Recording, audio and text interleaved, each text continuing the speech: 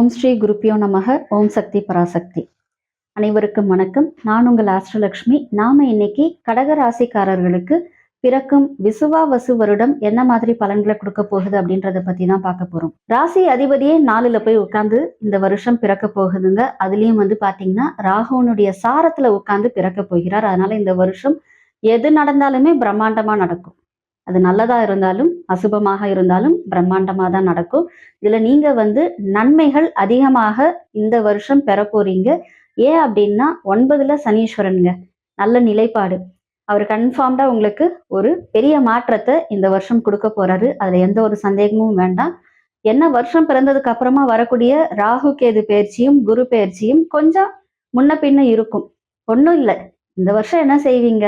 கஷ்டப்பட்டு கடன் பட்டாது வீடு வாங்குவீங்க. சுப விரயம் குரு 12ல வராரு. அதனால இந்த சுப விரயம் அதுல ஈக்குவலைஸ்ட் ஆயிட போகுது. ஸோ உங்களுக்கு ஒரு அசட் சேரும், பிரச்சனை கிடையாது. 2ல கேது 8ல ராகு. அதனால நீங்க என்ன செய்வீங்க அப்படின்னா, பயணத்துல போகும் பொழுதுலாம் எங்க போனாலுமே சரி கொஞ்சம் பொருள் இழப்புகள் ஏற்படும். அதாவது எப்படின்னா மறந்து விட்டுருவீங்க. பஸ்ல போகும்பொழுது கவனத்தோட போயிட்டு வரணும். இவ்வளவுதாங்க விஷயம். இந்த வருஷம் உங்களுக்கு நிச்சயமாக குருவானவர் சுப விரயங்களையும் அதுல அதிசாரமாகி ஜென்ம குருவாவும் வரப்போறாருங்க. நல்ல நிலைப்பாடுதான். குரு என்னைக்குமே கடக ராசிக்கு பாத்தீங்கன்னா ரொம்ப பெரிய லெவல்ல நன்மையும் பண்ண மாட்டாரு, ரொம்ப பெரிய லெவல்ல தீமையும் பண்ண மாட்டார். ஏன் அப்படின்னா அவருக்கு அது உச்சமாகிற வீடு. அதனால ஓரளவுக்கு நல்ல பலன்களை கொடுக்க போறாரு. சுப விரயமாகவும் கொடுத்தாலும் ஜென்மத்துல வந்தாலும் அந்த ஜென்மத்துல வரக்கூடிய காலகட்டமான அந்த அக்டோபர்லேருந்து டிசம்பர் வரைக்கும் தான் நீங்க பொருள் தொலைக்கக்கூடிய வாய்ப்புகள் ஏற்படும் பயணத்துல. மற்றபடிக்கு எல்லாமே நல்லா இருக்கும். இருந்தாலும் காரகோ பாவக நாஸ்தின்னு சொல்லக்கூடிய நிலையில சந்திரன் போய் உட்கார்றதுனால தாயாருடைய உடல்நிலையில கவனத்தோட இருக்கிறது நல்லது. தாய் வழியில உங்களுக்கு செலவுகள் வரக்கூடிய வாய்ப்புகள் இருக்கு. மற்றபடிக்கு இந்த வருடமானது உங்களுக்கு ஏற்றங்களை தரக்கூடிய வருடமாக, இந்த போன 5 வருஷத்தை விட இந்த வருஷம் உங்களுக்கு ரொம்ப நல்லா இருக்கும் அப்படின்ற நம்பிக்கையோடவே இந்த வருடத்தை நீங்கள் ஆரம்பிக்கலாம். நிச்சயமாக உங்களுடைய நம்பிக்கை பொய்க்காது. கண்டிப்பாக நீங்கள் எதிர்பார்த்த அத்தனை நல்ல விஷயங்களும் உங்களுக்கு நிச்சயமாக நடக்கும். எதிர்பார்க்காத சில அசுப விஷயங்களும் நடக்கும். பரவாயில்ல, 5ல 3 மார்க்கு நல்லதுல போயிடுச்சு, 2 அசுபத்துல போயிடுச்சுன்னா 3 நினைச்சு சந்தோஷப்பட்டுட்டு போயிட்டே இருங்க.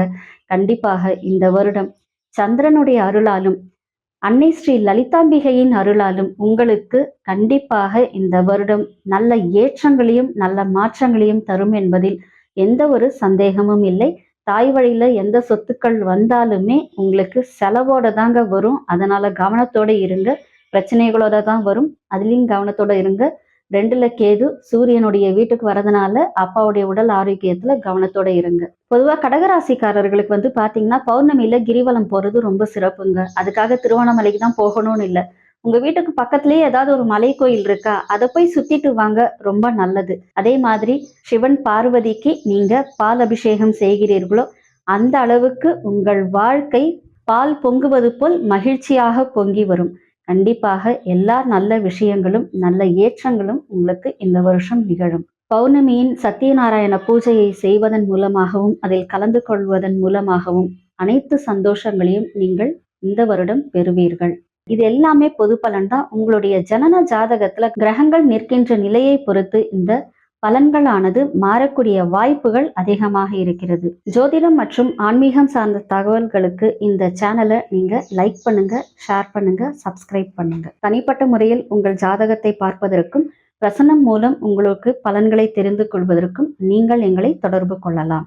எல்லாம் வல்ல இறையருளின் துணையாலும் அகிலாண்ட கோடி பிரம்மாண்ட நாயகியின் அருளாலும் உங்கள் இல்லங்களிலும் உள்ளங்களிலும் என்றென்றும் மகிழ்ச்சி நிலைத்திருக்கட்டும். நன்றி.